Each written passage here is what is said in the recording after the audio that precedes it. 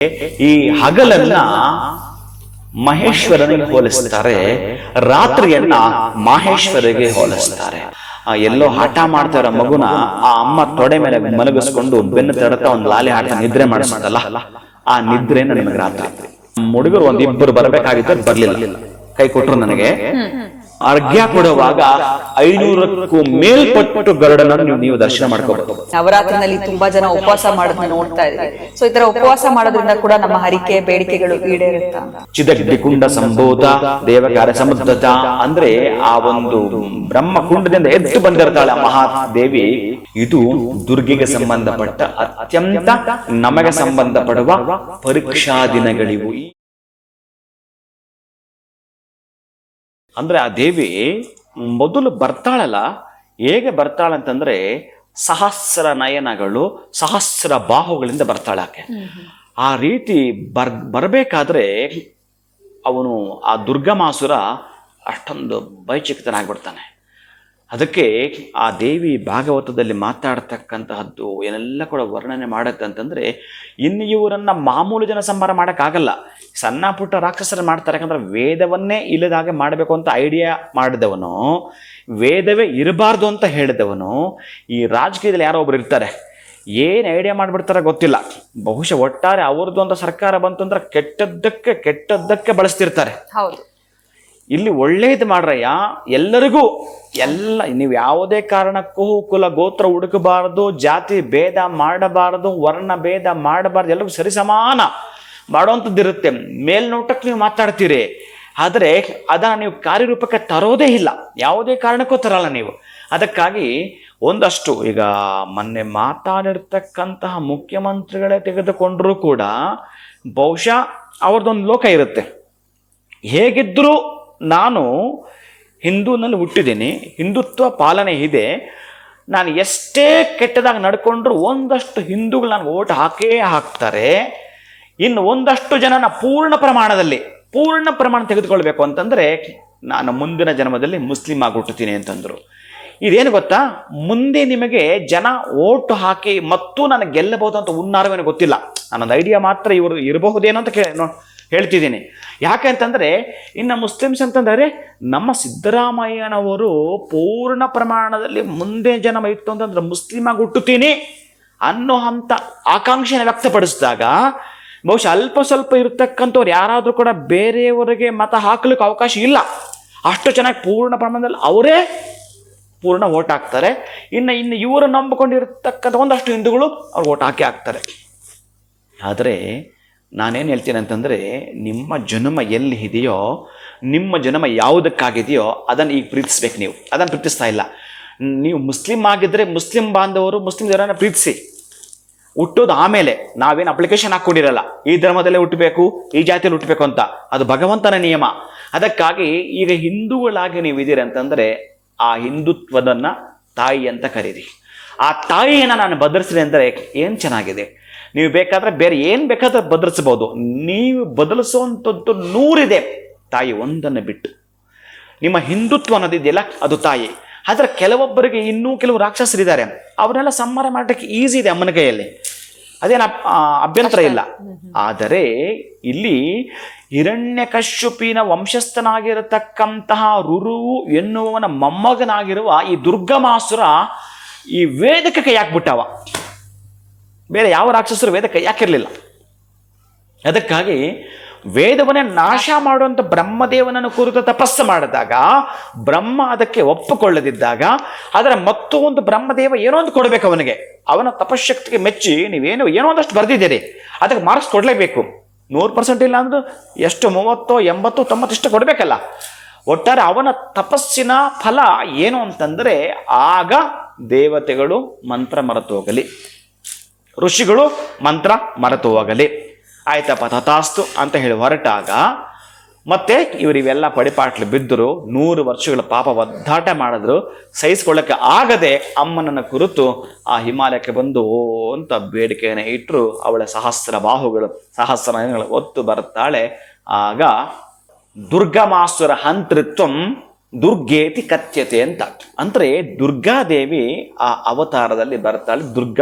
ಆ ದುರ್ಗಾಸುರ ಸಂಹಾರ ಮಾಡಿದ್ದಕ್ಕಾಗಿ ಈಕೆಗೆ ದುರ್ಗೆ ಅಂತ ಹೆಸರು ಬಂದದ್ದು ಅಮ್ಮನಿಗೆ. ಅಂತಹ ದುರ್ಗಾದೇವಿ ಈ ನವರಾತ್ರಿಯ ಸಂದರ್ಭದಲ್ಲಿ ಅಷ್ಟಮಿ ಆಗಿತ್ತು ಅವನನ್ನು ಸಂಹಾರ ಮಾಡಬೇಕಾದ್ರೆ. ಇನ್ನು ಅನೇಕರ ಈ ರೀತಿಯಾಗಿರೋ ರಾಕ್ಷಸರು ಅಮ್ಮನದ್ದು ಅವತಾರ ನಾನು ಮೊದಲೇ ಹೇಳಿದ್ದೇನೆ. ಈ 64,000 ಶಕ್ತಿಪೀಠಗಳಿರೋದು. ಈಗ ನಾವು 9 ಅಷ್ಟೇ ಮಾತಾಡ್ತಾ ಇದ್ದೀವಿ, 9 ಮಾತಾಡ್ತಿದ್ದೀವಿ. ಅದಕ್ಕಾಗಿ ಈ ದೇವಿ ಭಾಗವತದಲ್ಲಿ ಎಷ್ಟು ಚೆನ್ನಾಗಿ ಆ ದೇವಿ ಭಾಗವತದಲ್ಲಿ ಒಂದು ಅದ್ಭುತ ಅಂತಂದರೆ ದೇವಿ ಸಪ್ತಶತಿ ಬಗ್ಗೆ ಮಾತಾಡುತ್ತೆ. ಆಕ್ಚುಲಿ ದೇವಿ ಭಾಗವತ ಅನ್ನೋ ಸಬ್ಜೆಕ್ಟೇ ಬೇರೆ, ಆದರೆ ಸಪ್ತಶತಿಯ ಬಗ್ಗೆ ಮಾತನಾಡುತ್ತೆ. ಅಲ್ಲಿಗೆ ಮಹಾ ಅದ್ಭುತಗಳಿದೆ ಅಂತ ಅದರ ಅರ್ಥ.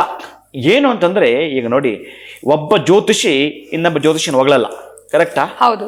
ಸಾಧ್ಯವೇ ಇಲ್ಲ, ನನ್ನ ಪ್ರಕಾರ ಸಾಧ್ಯವೇ ಇಲ್ಲ.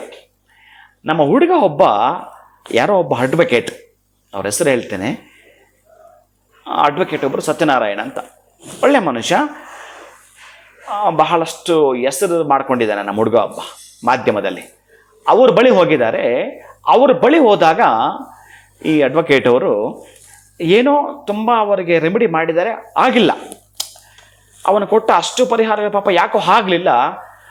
ಆಗ ಆ ನಮ್ಮ ಹುಡುಗ, ಸರ್ ನೀವು ನಮ್ಮ ಗುರುಗಳೊಬ್ಬರು ಇದ್ದಾರೆ, ವಿಷ್ಣುದತ್ತ ಗುರುಗಳು ಅಂತೇಳಿ, ಅವರು ಬಹಳ ಅದ್ಭುತವಾಗಿ ನಿಮಗೆ ರೆಮಿಡಿ ಕೊಡ್ತಾರೆ, ಅವ್ರ ಕೈ ಹಿಡಿದ್ರೆ ಮಾಡಿಕೊಡ್ತಾರೆ ಅಂತ. ಯಾಕಂದರೆ ಅವನು ಆ ಮಾಧ್ಯಮದಲ್ಲಿದ್ದರೂ ಬೇರೆ ಯಾವುದಾಗಿಲ್ಲ ಪಾಪ, ನನ್ನ ಕರ್ಕೊಂಡು ಹೋಗಿದ್ದ ಕೆಲವು ಕಡೆ, ಅಲ್ಲೆಲ್ಲ ಕ್ಲಿಯರ್ ಮಾಡಿಸಿದ್ದ.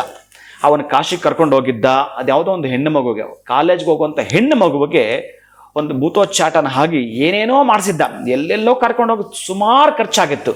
ಆದರೂ ಕೂಡ ಆಕೆ ರಾತ್ರಿ ಮಲಗಿದರೆ ಬೆಳಗ್ಗೆ ಆಗ ಒಳಗಡೆ ಬೇರೆ ರೀತಿಯಲ್ಲಿ ಇರ್ತಾ ಇದ್ಲು. ಕಾಲೇಜ್ ಹೆಣ್ಣು ಮಗು, ಅವರು ಬಂದು BTM ಲೇಔಟೆ, ತುಂಬ ದೂರ ಇಲ್ಲ. ಈ ತರಹದ್ದು ಬಹಳ ಮಾಡಿದ್ದ ಹುಡುಗ. ಆ ನಂತರ ನಾನು ಯಾಕೆ ಇದನ್ನು ನಿಮಗೆ ಹೇಳ್ತಾ ಇದ್ದೇನೆ ಅಂತಂದರೆ, ಸರಿ ಸ್ವಾಮಿ ಹಂಗಾದ್ರೆ ಅವ್ರ ಅಡ್ರೆಸ್ ಕೊಡಿ ದಯವಿಟ್ಟು ಅಂತಂದಾಗ ನನ್ನ ಹೆಸರು, ನನ್ನ ನಂಬರ್, ನನ್ನ ಅಡ್ರೆಸ್ಸು ಕೊಟ್ಟಿದ್ದ. ಆ ಹುಡುಗ ಮಾಧ್ಯಮದಲ್ಲಿ ಇರ್ತಕ್ಕಂಥ ಒಬ್ಬ ಜ್ಯೋತಿಷಿ ಆ ಸತ್ಯನಾರಾಯಣ ಅಡ್ವೊಕೇಟ್ಗೆ ನನ್ನ ಬಳಿ ಬಂದರು. ಆಗ ಈ ಪದವನ್ನು ಅವ್ರು ಹೇಳಿದ್ದು ನೋಡಿ, ಯಾವತ್ತೋ ನಡೆದಿದ್ದು ಇಲ್ಲಿ ಜ್ಞಾಪಕ ಬರ್ತಾ ಇದೆ ನನಗೆ.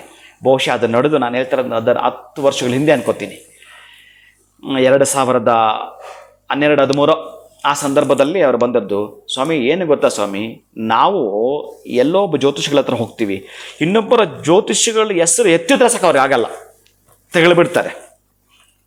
ಅವರೇ ನಿಮ್ಮ ಹೆಸರು ಹೇಳಿ ಕಳಿಸ್ಕೊಟ್ರು. ಅಂದರೆ ನಿಮ್ಮ ಮೇಲೆ ಎಷ್ಟು ಅಭಿಮಾನ ಇದೆ, ಎಷ್ಟು ಪ್ರೀತಿ ಇದೆ ನಿಮ್ಮ ಹುಡುಗರಿಗೆ. ನಮ್ಮ ಕೈಲಿ ಯಾವುದಾಗಲ್ವೋ ಅದು ಕರೆಕ್ಟಾಗಿ ನಮ್ಮ ಗುರುಗಳನ್ನ ಕೇಳ್ತಿರ್ತೀವಿ. ನಾವು ಚಾನಲ್ಗೆ ಹೋಗ್ಬೇಕಾದ್ರೆ ಸ್ಕ್ರೋಲಿಂಗಲ್ಲಿ ಹಾಕಿರ್ತೀವಿ ನಾಳೆ ನಿಮಗೆ ಈ ಶಕುನಗಳ ಬಗ್ಗೆ ಅಂತೇಳಿ. ಹೋಗ್ತಾ ಹೋಗ್ತಾ ನಾವು ಗುರುಗಳನ್ನ ಕೇಳ್ತೀವಿ, ಅದಕ್ಕೆ ಅವರು ಅಷ್ಟೇ ಚೆನ್ನಾಗಿ ತಕ್ಷಣ ನಮಗೆ ಉತ್ತರ ಕೊಡ್ತಾರೆ. ಅದನ್ನು ನಾವು ಇಲ್ಲಿ ಬಂದು ಮಾತಾಡ್ತೀವಿ ಅಂತ ನಮ್ಮ ಹುಡುಗ ಮಾಧ್ಯಮದಲ್ಲಿ ಅವ್ರಿಗೆಲ್ಲ ಹೇಳಿದ್ದ, ಆ ಸತ್ಯನಾರಾಯಣಗೆ. ಅದಕ್ಕಾಗಿ ನಾನು ಬಹುಶಃ 199 ಜನ ಒಬ್ಬನ ಕಂಡ್ರೆ ಒಬ್ರಿಗೆ ಆಗಲ್ಲ. ನಿಮ್ಮ ಹುಡುಗ ನಿಮ್ಮ ಅಡ್ರೆಸ್ಸನ್ನು ಕೊಟ್ಟು ಕಳಿಸ್ಕೊಟ್ಟನಲ್ಲ ಅಂದರೆ ಅವತ್ತಿಂದ ಪಾಪ ಇಲ್ಲಿ ಪೂರ್ಣವಾಗಿ ನನ್ನ ಜೊತೆಗಿದ್ದಾನೆ. ಅಡ್ವೊಕೇಟ್ ಸತ್ಯನಾರಾಯಣ ಅವರು ಜೊತೆಯಲ್ಲಿದ್ದಾರೆ ಪಾಪ. ಯಾಕೆ ಈ ದೇವಿ ಭಾಗವತ ಈ ಒಂದು ದುರ್ಗಾ ಸಪ್ತಶತಿ ಬಗ್ಗೆ ಮಾತಾಡ್ತಿದೆ ಅಂದರೆ ಅದರಂತ ಅಂಥ ಅದ್ಭುತಗಳಿದ್ದಾವೆ ಅಂತ. ಅಂತಹ ಅದ್ಭುತಗಳು ಅಲ್ಲಿ ಇದ್ದದ್ದಕ್ಕಾಗಿ ಇನ್ನು ಮುಂದಕ್ಕಿದು ಹೋಗ್ತಾ ಹೋಗ್ತಾ ಪ್ರಪಂಚಾದ್ಯಂತ ಪೂರ್ಣವಾಗಿ ಭಾರತ ದೇಶಾದ್ಯಂತ ಎಲ್ಲ ಭಾಷೆಗಳಲ್ಲೂ ಈ ಚಂಡಿ ಪಾರಾಯಣ ಇದೆ. ಎಲ್ಲ ಭಾಷೆಗಳಲ್ಲೂ ಈ ದುರ್ಗಾ ಸಪ್ತಶತಿ ಇದೆ. ಆದರೆ ಈ ಲಲಿತಾ ಸಹಸ್ರನಾಮ ಅಂತ ಇದೆಯಲ್ಲ, ಇದು ಮಾತ್ರ ಒಂದಷ್ಟು ಪ್ರಾಂತ್ಯದಲ್ಲಿ ಮಾತ್ರ ಮಾಡ್ತಾರೆ. ಈ ಪಾರಾಯಣಾದಿಗಳು, ಈ ಚಂಡಿ ಸಪ್ತಶತಿ, ದುರ್ಗಾ ಸಪ್ತಶತಿ ಪಾರಾಯಣ, ಈ ಲಲಿತಾ ಸಹಸ್ರನಾಮ ಪಾರಾಯಣ ಈ ನವರಾತ್ರಿಯಲ್ಲಿ ಬಹಳ ವಿಶೇಷತೆ ಹೊಂದಿರುವಂಥದ್ದು. ಖಂಡಿತ ಗುರುಗಳೇ, ನೀವು ಇವಾಗ ಚಂಡಿ ಬಗ್ಗೆ ನಮ್ಗೆ ಏನ್ ಮಹತ್ವ ಅನ್ನೋಂಥದ್ದು ಗೊತ್ತಾಯ್ತು. ಇನ್ನು ವಿಶೇಷವಾಗಿ ದುರ್ಗಾ ಸಪ್ತಶತಿ ಬಗ್ಗೆ ಹೇಳ್ತಾ ಇದ್ರಿ. ಈ ನವರಾತ್ರಿನಲ್ಲಿ ಈ ಆಚರಣೆನ ನಾವು ರಾತ್ರಿಯೇ ಮಾಡ್ಬೇಕಾ ಗುರುಗಳೇ? ಹಗಲು ಮಾಡುವಂಥದ್ದು ಇರೋದಿಲ್ವಾ? ನವರಾತ್ರಿ ಅಂತ ರಾತ್ರಿ ಬರುತ್ತಲ್ಲ, ರಾತ್ರಿನೇ ಮಾಡುವಂಥದ್ದ, ಇದು ಹೇಗೆ? ಇದ್ರ ಬಗ್ಗೆ ತಿಳಿಸಿ ಗುರುಗಳೇ. ನವರಾತ್ರಿ ಅಂದರೆ ರಾತ್ರಿ ಮಾತ್ರ ಪೂಜಿಸಿ ಅಂತಲ್ಲ, ಒಂದು ವಿಶೇಷತೆ ಕೊಟ್ಟಿರೋವಂಥದ್ದು. ಅದು ಹೇಗೆ ಅಂತಂದರೆ, ಈ ನವರಾತ್ರಿ, ಶಿವರಾತ್ರಿ ಈ ಸಂಬಂಧ ಹೇಗಿದೆ ಅಂತಂದರೆ, ಅಂತರ್ಮುಖ ಸಮಾರಾಧ್ಯ ಅಂತ ಏನು ಅಮ್ಮನಿಗೆ ಸಂಬಂಧಪಟ್ಟ ಲಲಿತಾ ಸಹಸ್ರನಾಮದ ಒಂದು ಮಂತ್ರ ಕಂಟಿನ್ಯೂ ಆಗುತ್ತೋ, ನಮಗೇನು ಗೊತ್ತಾ, ಈ ಪ್ರಪಂಚ ಹೆಚ್ಚಿಗೆ ಸಂಬಂಧ ಇರೋದು ಬಹಿರ್ಮುಖದ ಸಂಬಂಧ, ಬಹಿರ್ಮುಖ ಸ್ಥಿತಿಯ ಸಂಬಂಧವೇ ಹೆಚ್ಚಿಗಿರ್ತಕ್ಕಂತಹದ್ದು. ಈಗ ನೋಡಿ, ನೀವು ಹಗಲಲ್ಲಿ ನೀವೇನೋ ಒಂದು ಕೆಲಸ